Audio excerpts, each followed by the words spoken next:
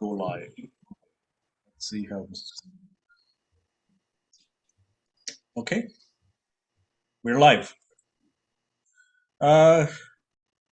Good afternoon, good evening, everyone. Sorry, I'm completely off my time frame here, but welcome to the Disruptive Hub. We are here with three amazing people, including myself, but I'll put myself as the fourth person.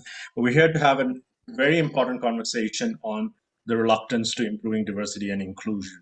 And I just want to give a little bit of a heads up on the diversity and inclusion, the Disruptive Hub. It's essentially a group of thought leaders and practitioners that are in Alberta that we're coming together towards kind of creating a safe space where we can talk about social issues, challenges in the diversity and inclusion realm, and kind of spark some innovation in the way that we are actually talking about these concepts and trying to get into the realm of things. And so that essentially is what the Disruptive Hub. And today, as a start for the 2021 year, we are actually having three amazing people with us: Shireen, Diane, and Maxan, that's joining us to talk about what I would say is not an easy topic. It's about talking about how do we improve diversity and inclusion. The reason that we chose this particular topic is because we're going through some tough times, and there has been a lot of push with attempts to try and improve diversity and inclusion. And we figured that to help organizations, help communities kind of move the dial, it was important to start from the very beginning. So with that, I'm going to introduce Shireen to tell us a little bit about herself, and then Diana and Maxan to just introduce themselves to the group. Shireen? Good evening, everyone. So my name is Shireen Spence. I'm a senior strategist with Keel & Company. So we do, there's an emergency alert on our phones right now. Okay. Basically we do consulting, we do things in the DEI space and in government relations. And my background is in equity, diversity, and inclusion, but mostly in Indigenous relations. For the last 5 years, I've worked a lot in Indigenous communities and managed relationships between governments and Indigenous communities. So that's a little bit about myself, and I'm looking forward to the conversation today. Want me to go next, Alex? Over to Diana. All right. Alex may have frozen. I'm Diana Steele, and I have an education degree and a master's degree in leadership. I've kind of done a little bit of everything. I taught business courses at Northwest College for almost 10 years. I've taught children. I've developed senior leadership policies for the government of Alberta. And currently I work for the Pilgrims Hospice here in Edmonton, which is our first freestanding residential hospice, which is very exciting. And I'm a dedicated community volunteer as well. I volunteer also with the Immigration and Refugee Board of Canada, where I act as a designated representative. So that's me. And I'll hand it over to Maxan. Hi, those are both wonderful introductions. I feel like I just want to tip my hat off to you both. Myself, I currently work at Startup Edmonton as a community coordinator, working in outreach and hopefully engaging communities in ways that they might not have seen themselves previously in startups, starting small businesses in tech, etc. And on the other side of that, I'm also a healthcare scientist. I have a small business here in Edmonton, working in public health and the social determinants to wellness. And so I do something similar to yourself, Diana, something similar to you, Shireen, in that I like to engage in conversations around how can we improve and how can we mitigate any inequities within our community, mostly focused within the healthcare element of it, but I do like to go into the community and see what I can do to support them in like flourishing and showing up fully as themselves.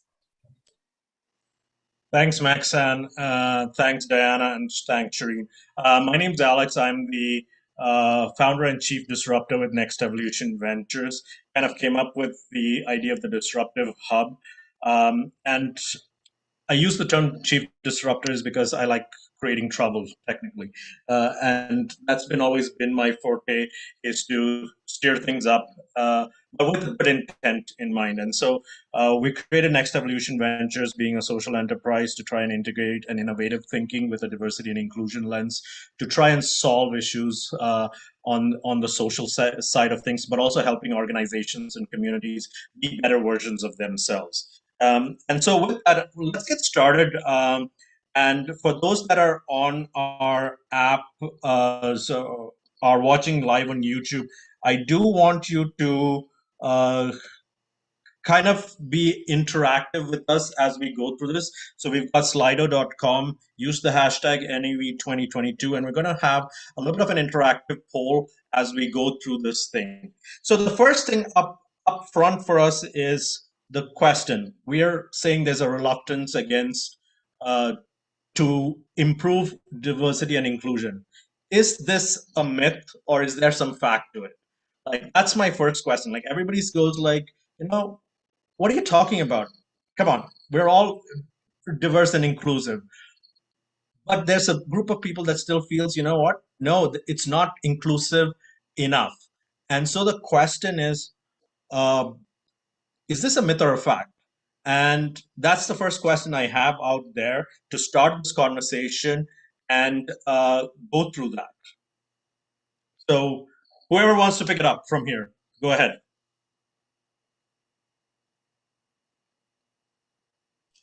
I can go to get the ball rolling. I do feel to a certain extent that there is a little bit of a lack of inclusion. I am trying to find the right way to say it. But having said that, I can see where everybody's trying their hardest and really pushing themselves outside of their comfort zones and internally challenged. But I do feel that there is, some work to be done. Thanks, Maxine. Definitely. Yeah, definitely. In my opinion, there's a lot of work to be done. When I work with a lot of different clients and things like that, when I look at an organization, they may have good EDI statements and things like that, but I always look at who's in charge. I look at who's at the top.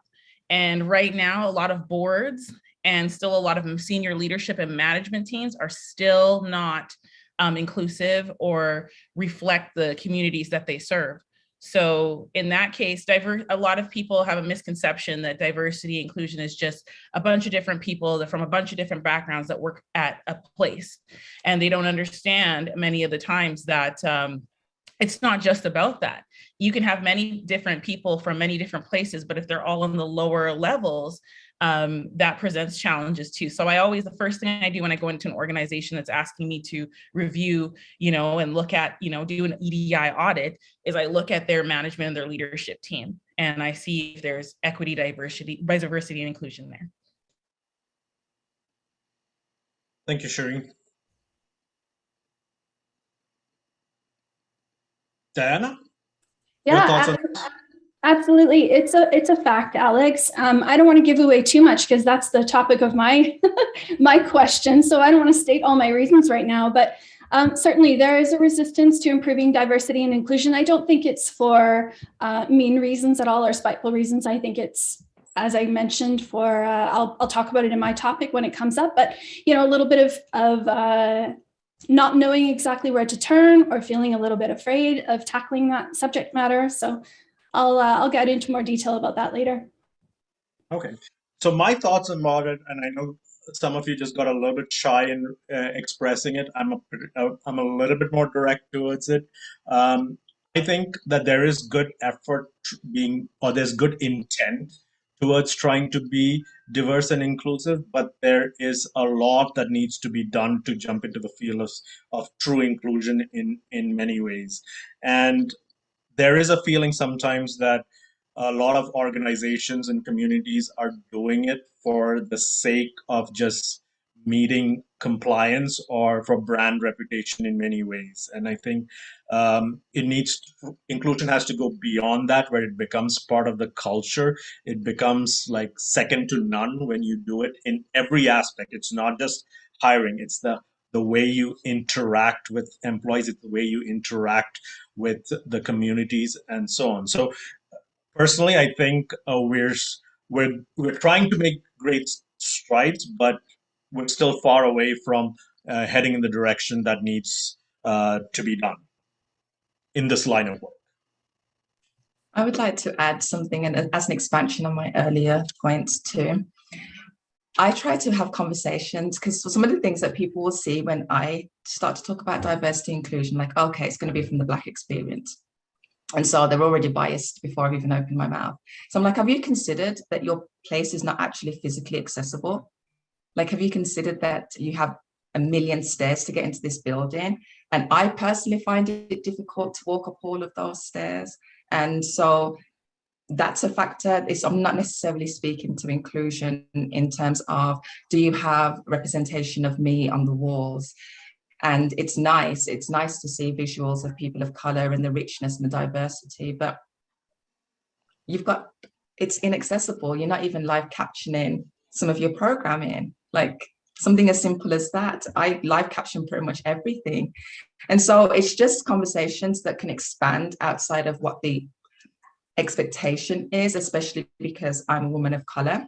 And, the next one will be, oh, well, we have a lot of women. And I'm like, but you don't even have a woman that's, okay, not Black or white. Have you considered that there are a whole spectrum of other people that identify that are skilled to be in this space, to have enriching conversations? And so now you've opened up the can of worms within me.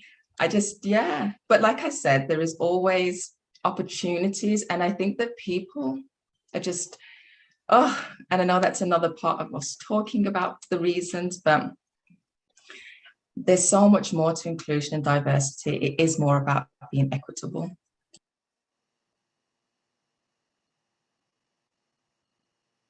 Thanks. Shireen, I think you're up. Okay, so I'm up. So basically my question was, are we adopting diversity and inclusion to meet compliance requirements and to prevent damaging legal action or publicity? And how do we compare with the rest of the world? So the short answer in my perspective is no. But the long answer is, to me, it may appear that, Alberta has come a long way and things like that. But I cannot say from my professional and personal experiences that organizations are doing DEI just to meet compliance requirements. In my professional life, working with employees, employers, organizations are not always well equipped and do not know how to handle cases of discrimination well. In Alberta, we've had, a few high profile cases, including, I think everyone might remember in the late 90s, the Vrienden, Alberta case where a gentleman was fired because of his sexual orientation. But typically we don't hear many high profile cases, and there's a reason for it. Discrimination in the workplace happens so frequently that if people reported every instance, managers, HRs, and unions would not have the capacity to manage it. Employees from equity-seeking groups know that they have to pick and choose their battles. We all know we have to pick and choose our battles.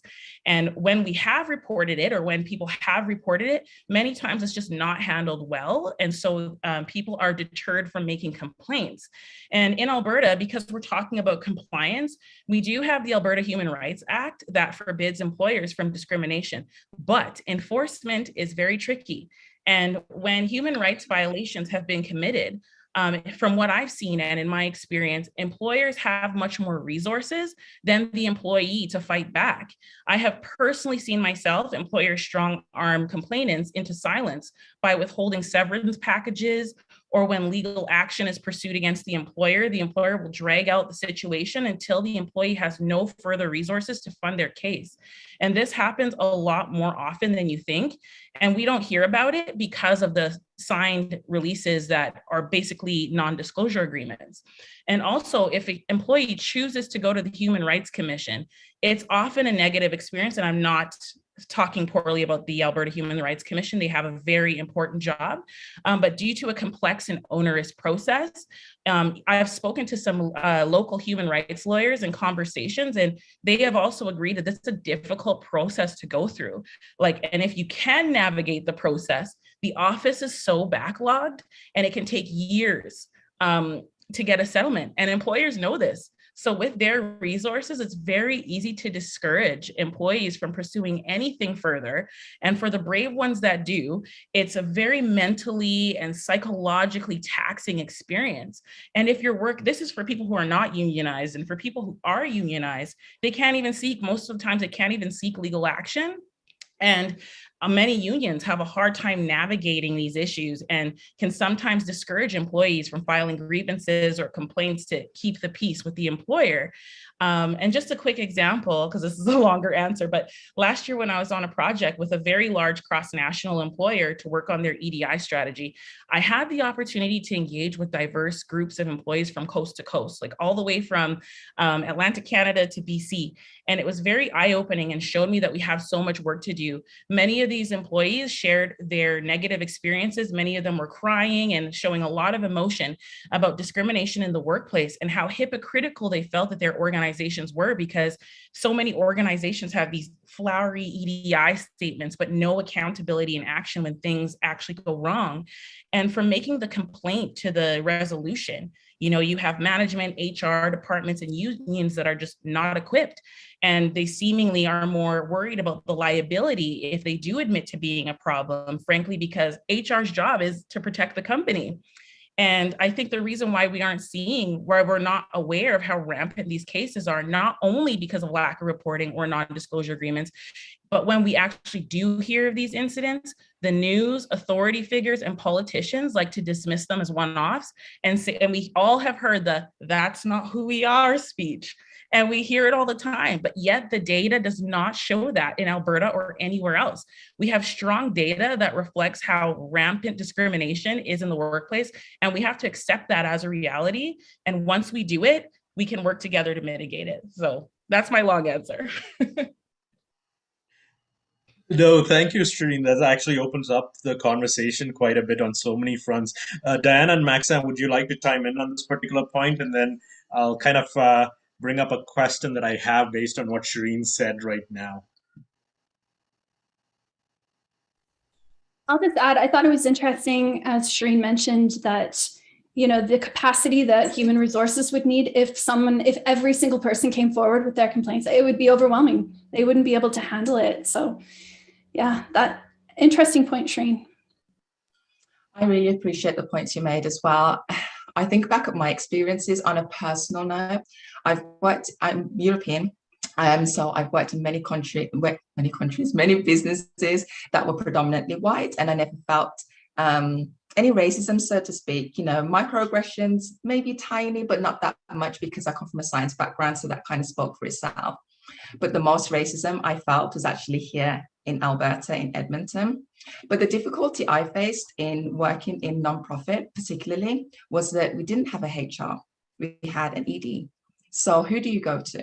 And then when I spoke to other people outside of the ethnic community, those who identified as descendants of white Europeans, their response was, I think you're overthinking things. And everybody else I spoke to were just like, no, that's exactly what, and I'm crying in hallways, and it was an awful, awful traumatizing experience. And the more people I spoke to once I became confident, is the more that it resonated with folks. And one of the reasons why I wasn't comfortable was because I was a newcomer.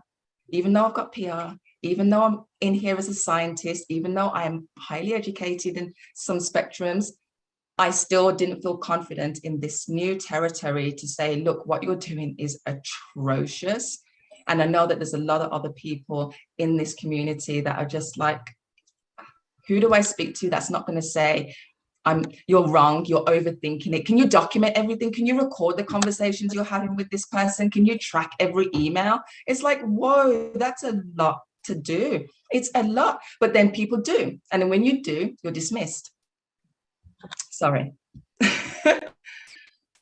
No, Maxan, that's exactly where my thought process was going through, is that, it becomes that if you're a victim of it, the onus falls on you to kind of like try and explain why you feel discriminated and so on. And the process makes it very taxing and puts a lot of effort and shame in many ways as you go through this process, that it's like easier to say, you know what, I'm just going to avoid it, bear with the problem and move on, because that's honestly how it feels to many that I've talked to, that have experienced this. They're going like, it's too much work and too much effort to try and put in a complaint or try and address some of those things. And that's one of the pieces.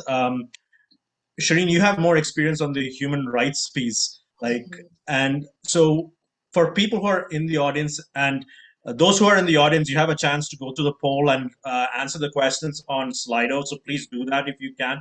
We'll try and integrate things through the process. But Shireen, back to you on this piece is, you were shaking your head when I was talking about the onus is on the victim.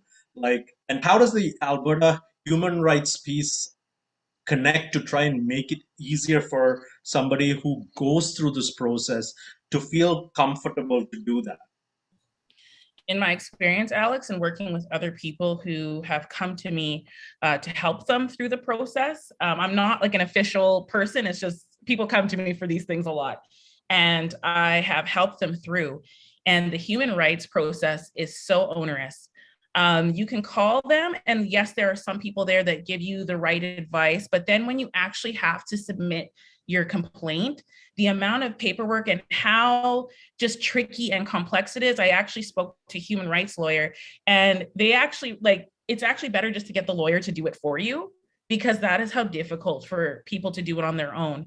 And sometimes, you know, I know that office is very backed up. So I'm not like trying to be harsh towards the office, but I know a lot of people who have had negative experiences there, and even having to talk through. Remember, when you get discriminated against in work or any sort of abuse, this is a traumatizing experience.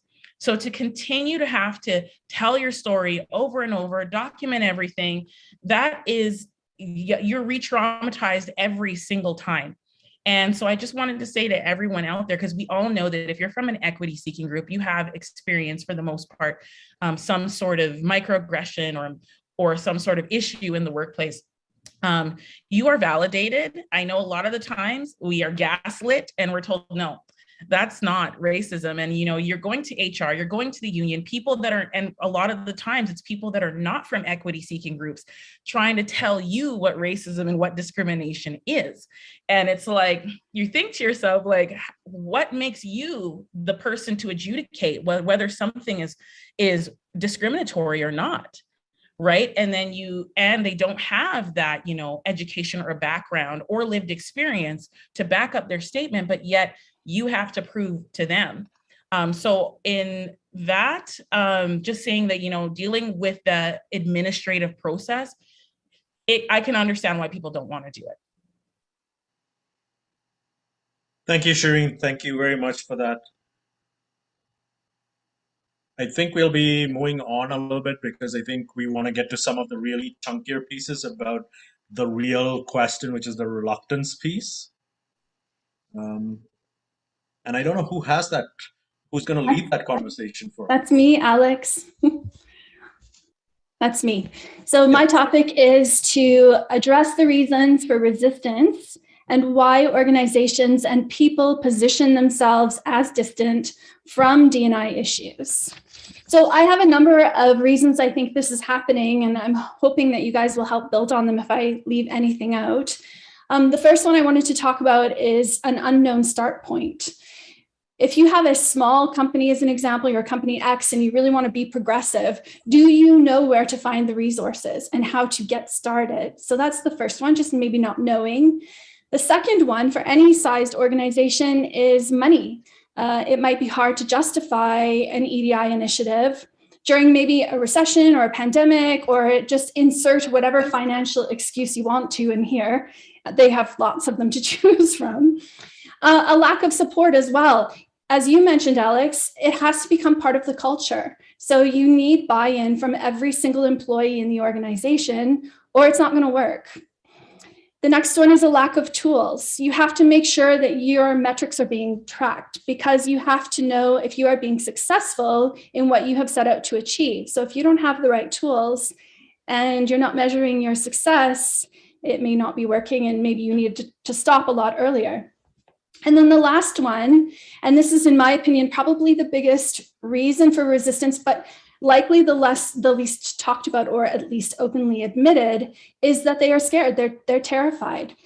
Most companies have stakeholders, they have board members, clients, employees, they have a number of people that they have to answer to. And if they get anything wrong, they will be destroyed in the court of public opinion on social media. So I would suggest that they think flying under the radar for as long as possible is a pretty appealing idea. So does anyone have anything that I have forgotten that they want to add to that?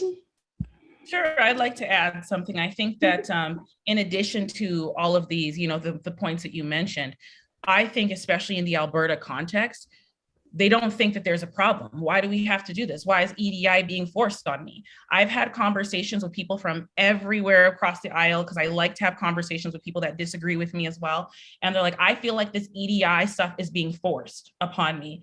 Like, I had a conversation with a more conservative colleague, and he was saying, we've come a long way. So why can't we just, continue to wait through time? And with time, more of these things we'll get EDI, we'll get there. But why is it having to be forced on us? And I think the underlying root of that is also because people are scared of change, number one. And number two, they don't think there's a problem. They don't accept that there's a problem. They don't validate our experiences. And so if they don't think there's a problem, I treat everybody the same, I treat everyone fine, then it's hard to approach these issues when you won't admit that there's a problem. I just want to say I absolutely just resonate with both of the commentaries in terms of this response and this question. And I do believe that I've had people say to me, there's loads of people of color here. And I was like, you saw me in the entire day. What do you mean? And because what it is that they look for the differences, and the differences become very big to them. They don't look at I'm one in a sea of 1,000, as opposed to, they see one and that one stands out to them and it's that bright, shining light. And so I think you are completely correct in that they don't seem to see that there is a problem. And I also believe that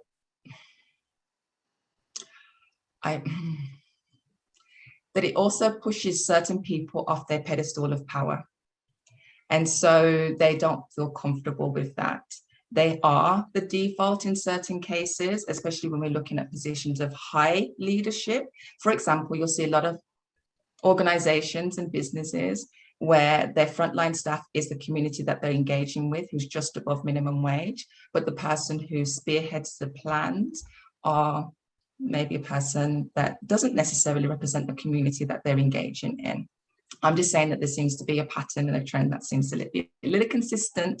And so, of course, because they think that they're serving community, that there actually isn't a problem as such. Whereas if you speak to the frontline staff, as I'm sure you have done, Shireen, you'll see that there are glaring problems, but the person at the front line is so enamored and so passionate and wants to give back to community and wants to be the person of change, that they're battling against the inner politics, the systemic issues to try and pursue change on a greater scale.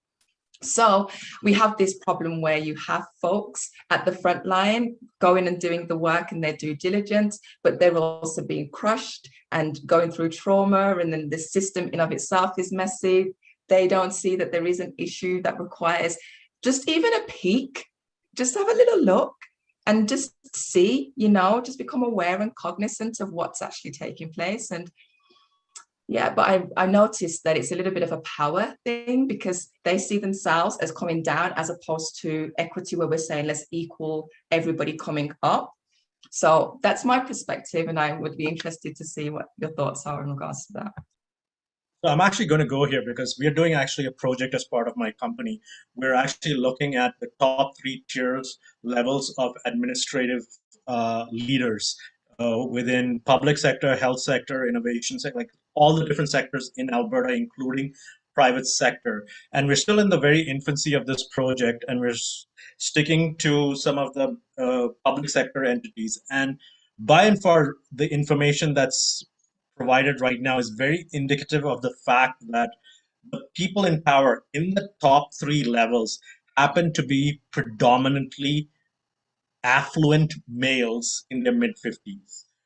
There is peckles between women of that are white in that positions, and what is also interesting is that the two elements to it that this research that we're doing helps with trying to understand two particular factors that both like that's been mentioned through this conversation is one, is there a fear of being displaced in terms of authority when coming into play, because that's a reality. Like not knowing the unknown of what could be there is one aspect of it. The second piece is the true fear around change, because I've had conversations with leaders in prominent industries that have said, "Hey, I'm all on board. I'm an anti-racist. I'm all about diversity and inclusion as long as there's no change." And it goes like, whoa, whoa, whoa, what just happened here? You're talking about something that you're all on board with these things, but yet you're putting this funnel out there in terms of saying, as long as there's no change that's in place. I actually have a question that came up around this particular topic, and I think it's a good question to put in to play here. The question is, most DEI managers tend to be able white women or white LGBTQ2 plus. Can you shed light on whether DEI initiatives help historically marginalized groups? And I thought it was a very nice, interesting question to say it's a focus on the DEI side that, is it like tokenism that you're going to put somebody who's falls into that DEI lens just there to be that DEI person that's there so that it looks real, genuine because that person's different. So thoughts on that question? I thought it was very interesting to bring it up here in light of this conversation. I want to add, sorry, I hope I didn't step on anybody comment. I'm going to make this quick. We have to be very mindful that there are competencies in all spectrums of ethnicities and cultures. And so you can get somebody who is all for inclusion and has an open mind frame and smaller biases, but we all have unconscious biases that might be in the intersection of a white woman, and that might be in an intersection of a white queer woman or white queer male, or of all the different ways that they can show up. That's a tad bit different to the cisgendered, able-bodied white man that we're accustomed to seeing. So I want to be mindful of that, because I don't want us to come across to anybody who's watching us live that we're just here and saying, oh, these folks are just all wrong. That's not what we're saying. And that's not what I believe I'm saying. I don't mean to speak for you both. But in terms of the question in of itself, what was the intention behind that person in that position? Was the intention because they were the best qualified? Was the application of role put out to all diverse groups and bodies, and the competing people funnel down to these folks and they are the best ones? If that's the case, absolutely fine. But if the intention was, well, we need a little bit of a speckle of a little bit of this, then no, absolutely not, right? So I would also play back onto the intentionality behind the role. I know very competent people across the spectrum that don't get past certain parts in the interview. And when you look at the website of the business, you're like, of course you wouldn't. They want you to be frontline, minimum wage or close to it. Or, you might do a bit of outreach, or you might be a poster child, right? Because that's good for the publicity. But in a position of actual strategic change, I'm done. I'm just going to quickly jump in here. And as Maxine mentioned, obviously, I'm hoping, I want to speak really clearly and not offensively. But I think that we have to accept that we are in a society that has a hegemonic, Eurocentric view. And we all have unconscious bias. All of us, everyone has unconscious bias, right? So if you have people from the dominant societal hegemonic group, and they're the ones who are doing the hiring, even from a psychological basis, not even from a discriminatory basis, but from a psychological basis, like attracts like and like hires like. And that's why people are now doing name blind hiring and things like that, because all of us have unconscious bias, right? So when it is true that when you do see, like, I'm not going to lie, when I talk to different DEI people and those employees that have those DEI managers, they're like, this person's from, like this person is a heterosexual, able-bodied white female. How are they going to understand? They may have the education, but they still don't get it. And I do hear that from many different people who will confide and say that to me, and I'm not saying that person has to be, of course, there's always going to be the good qualified people, but I do find that it's interesting that when we talk about equity, diversity, inclusion, qualifications only comes up when the person's not of the hegemonic group of society. We're like, well, are they qualified? We're talking about qualifications all the time. So then for that DEI position, we should be asking those questions, right? Because you can be, a part of a minority, but if you're part of that hegemonic group, there needs to be more diversity there to reflect the community that you serve. Thank you. I know, Dan, you're going to speak. And sorry I interrupted you, Alex, but I 100% agree with you. 100% agree. I think we're going to go a little bit more into, I think what people are trying to look at right now is around the strategy component about, yes, there's barriers, but barriers is talking about one side of the coin is what can we do to help people actually move things. So I think that's where we're moving towards as we get to the last 10 minutes of our conversation. Maxan, I think we're going to start with you. That is true.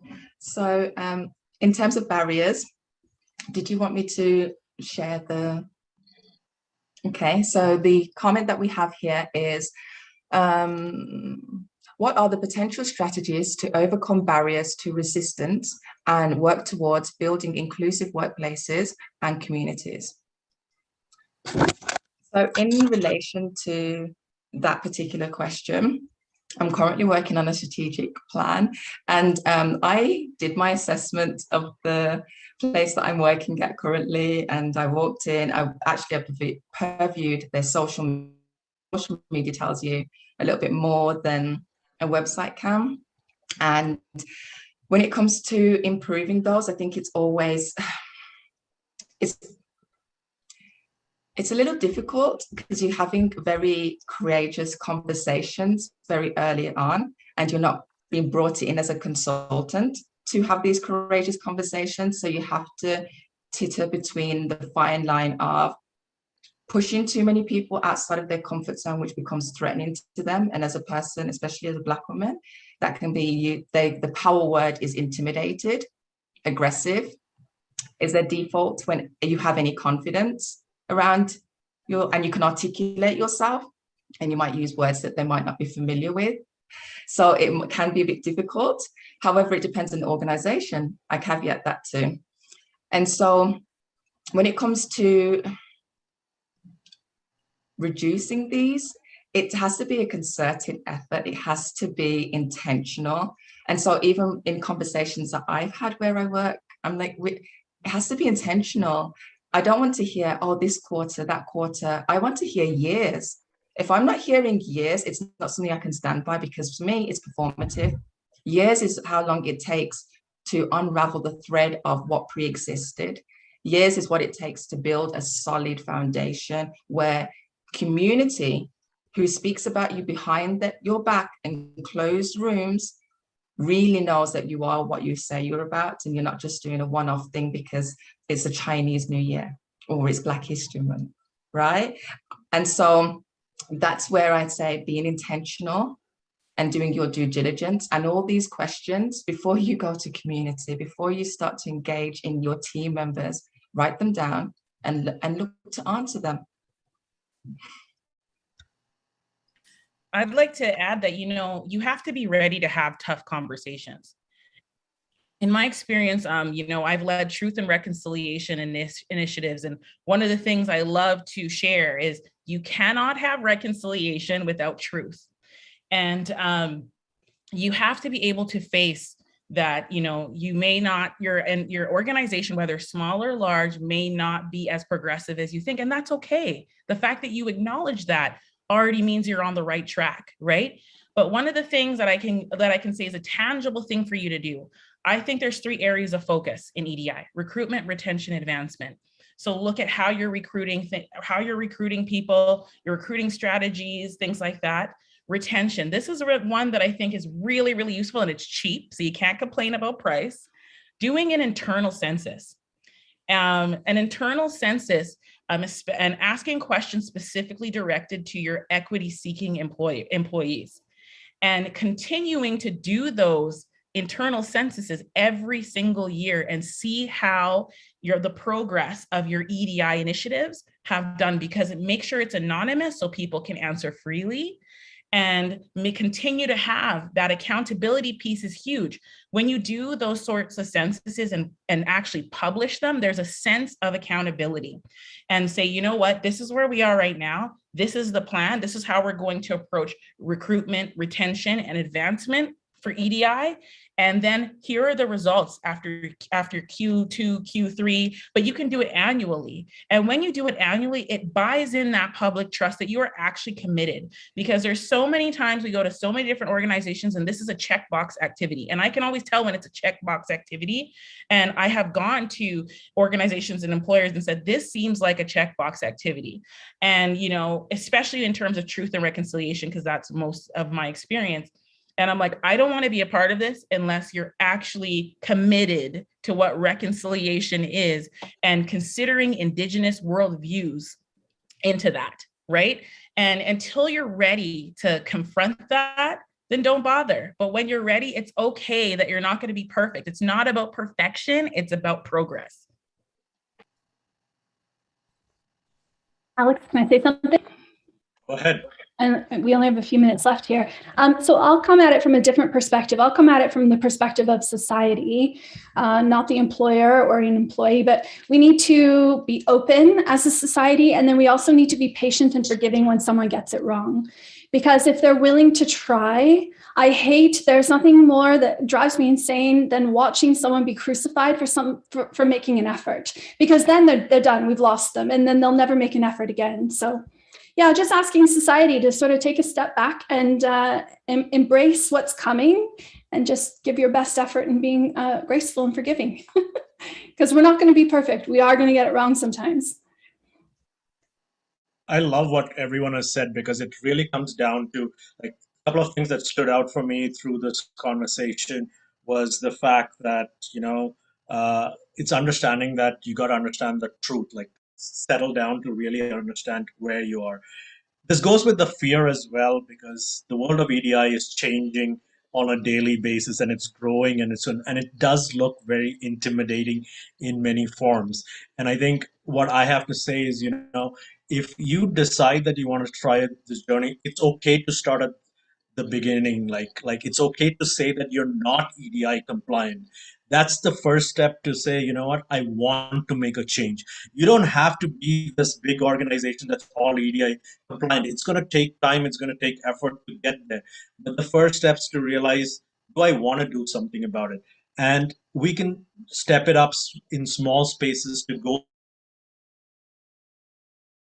through that. And there's a lot of organizations that are on that journey that you can actually work with to understand, what is it going to take us to be just take the first step towards this journey.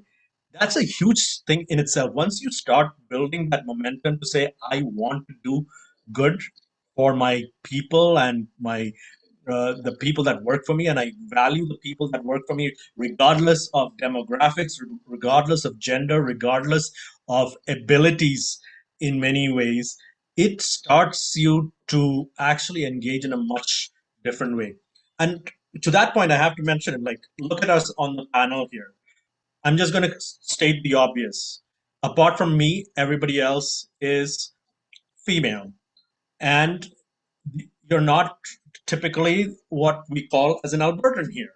So the thing is, I was concerned about this when this panel came together, because it's like, are we not being inclusive by getting more people on board? And I said, no, this is a good conversation to have, because when I talk to my male counterparts and also males that were white, the first thing that came out from them was, I'm afraid of what I will say. I'm afraid of how me as a white person would come into this conversation and say something that could be perceived as wrong, or and I was like, wow, that's an actual natural fear that they have. And it's too bad they have that fear, but that is actually a fear. And we have to acknowledge that, because many of the people on the Disruptive Hub are wanting to come and be allies through the process.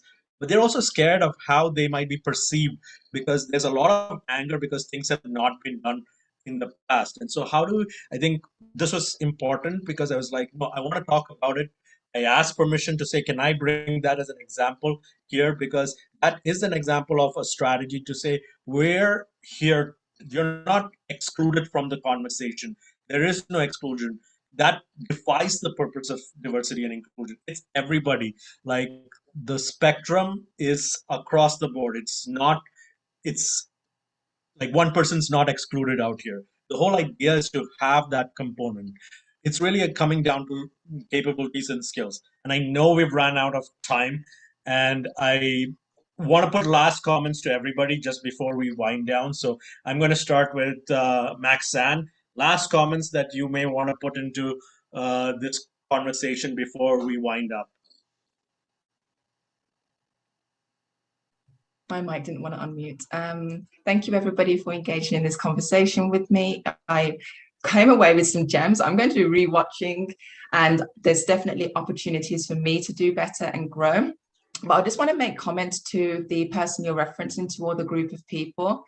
I'm also concerned as to how I will look and be perceived, because I am in a marginalized group where everything that I say and do is very highly critiqued, and I inadvertently end up representing every Black woman. Although I'm British, I'm not Canadian, so how can I represent all the wonderful women that are within the group that I'm in? And so I say that I recognize where you're coming from, but also know that everybody else is feeling the same way, but we're pushing through it to kind of pursue change and be change makers. So I encourage you to push through and to be your own change maker, even if it's just in your small circle. And when you're more confident, to do things like this and come and speak, because it's in these spaces where other people can see themselves, and they can also decide to show up in their world too. And so I just want to say thank you to everybody who's watching. Thank you for inviting me, Alex. Thank you for having me, and the wonderful co-speakers too. It's a pleasure. I really enjoyed this. Thank you, Maxan. Diana? Yeah, Alex, thank you for inviting me, and thank you, ladies, for an excellent conversation. And I just look forward to learning more about this topic for sure. Thank you. Shireen? I'd like to thank the other panelists. You guys were fantastic to work with. And I definitely wanted to touch a little bit on what Diana had said. We have to give people the space to make mistakes. And that's why when we do have EDI conversations, like for me, when I do EDI training, I've done EDI training up north with oil workers and things like that, or first responders. And you have to give them the room to make mistakes, and you can't, and it's true. And so thank you for saying that. And lastly, I just wanted to say that, a lot of people have the misconception that EDI is just, a flowery socialist sort of thing. Like, it is not. We are humans. And so EDI is about all humans, and making sure this environment is for everyone. And if we can't make the moral argument, we have to think about the profit. Companies that have more EDI at the top make at least 30% more profit than those that don't. So if you don't believe in the moral one, believe in the financial reason. And good night to everyone. Yep, and with that, thank you everybody for watching. We host such conversations regularly. This is the start of a series, just because it has poked a lot of people to want to know more and want to have some of these conversations. So this is chapter 1 of this series, and we look forward to having more. We've already got a number of speakers lined up for the next chapter of this conversation. And keep follow us on LinkedIn, Instagram. That's where all the information is. Thank you very much for your time. We'll get to some of these questions in following conversations that you've put forward through the Slido app. If we haven't got through it, it'll be part of the conversation as we go through things. So with that, ladies, thank you very much. It has been a beautiful conversation. Your insights, your thoughts around with examples has been amazing. I know that we are going to do an amazing job towards talking about this, giving people the confidence about saying, you know what, come to the table. Come to the table. We're going to talk about this properly. We're going to help through the process and move forward. So with that, I wish you all a beautiful evening. It's beautiful outside if you want to go for a walk, like something you don't get in Edmonton in January. So enjoy the weather, enjoy your evening, and we'll see you again next time. Thank you very much.